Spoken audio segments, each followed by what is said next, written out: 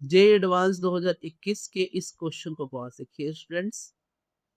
90% बच्चों को इस क्वेश्चन का आंसर एंटी कन्फर्मेशन लगता है, बट एक्चुअल आंसर गॉच है। आइए हम इसे डिकोड करते हैं। क्वेश्चन कुछ इस तरीके से है, among the following the confirmation that correspond to the most stable conformation of meso-butane 2,3-diol is। अब मीजो को मैं बहुत छोटे में बताता हूँ कि कोई हमारा कंपाउंड हो जिसमें कायरल कार्बन तो हो ही, लेकिन एक प्लेन ऑफ सिमेट्री भी हो जिससे ओवरऑल मॉलिक्यूल ऑप्टिकली इनएक्टिव हो जाए। ठीक है। अब ये काला सेंटर तो है, ये भी काला सेंटर है, लेकिन यहाँ पे एक प्लेन ऑफ सिमेट्री है, इसलिए एक मीज़ो है। और आप देख पा रहे होंगे कि ये सारे ए, बी, सी, डी यही इसी के बेस पे है, मतलब जो मैंने बनाया है वही है। अब आपको मैं ये भी बताऊँ कि यहाँ ए जो है वो आंसर नहीं है, रीज़न मैक्सिमम बच्चा यहीं आके फँस जाता है, उसको लगता है क्या कि बल्की ग्रुप को दूर-दूर रखेंगे, तो हमारा आंसर जो है वो आ गया। हमें एंटी ही तो बनाना है और ओएच ओएच दूर-दूर पे है, तो उनको लगता है ए हमारा आंसर है, लेकिन नहीं। ये आंसर तब होता अगर यहाँ ओएच नहीं होता। होता क्या है, 2 ओएच ग्रुप हैं, तो 2 ओएच के ग्रुप के बीच में हाइड्रोजन बॉन्डिंग हो सकते हैं और हाइड्रोजन बॉन्डिंग एक अट्रैक्टिव फोर्स है। अगर हमारे दोनों ओएच गॉच पोजीशन में हैं, तो वहाँ पर हाइड्रोजन बॉन्डिंग बन सकती है। तो जो ऑप्शन बी है उसमें हमें ये बात समझ में आएगी कि जब मॉलिक्यूल कुछ इस तरीके से है, देखिए,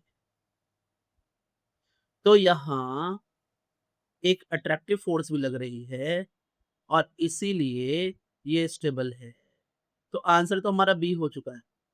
अब कुछ बच्चों को आंसर सी भी लगेगा, लेकिन सी को आप गौर से देखेंगे तो ये मीज़ो नहीं है।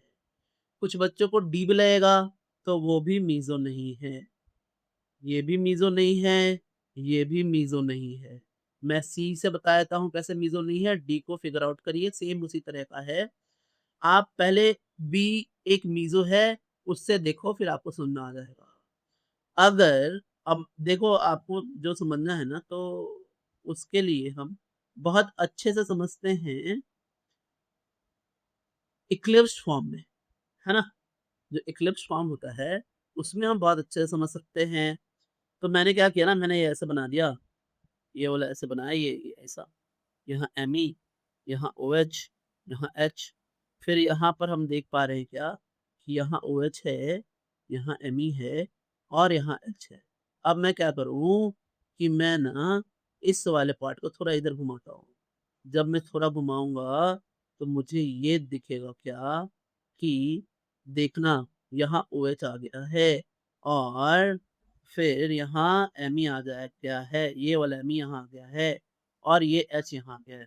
अच्छा, ये पहले से OH यहीं पर है, इसको मैंने स्टॉप करके रखा था। स्टॉप करके रखा था तो देखो, यहाँ OH के नीचे यहाँ OH ये आया है अभी, ये पहले से था। फिर यहाँ भी Me पहले से था, ये अभी आया है और यहाँ पर H पहले से था, ये अभी आया है। अब आप देखोगे कि OH के सामने OH है, Me के सामने Me है और H के सामने H है। और अगर आपने इस जो स्क्रीन के प्लेन से कट करा, तो इक्वल हाफ बना दोगे। आप इसको ऐसे कट करके ऐसा, ऐसा कट कर दो, ऐसे।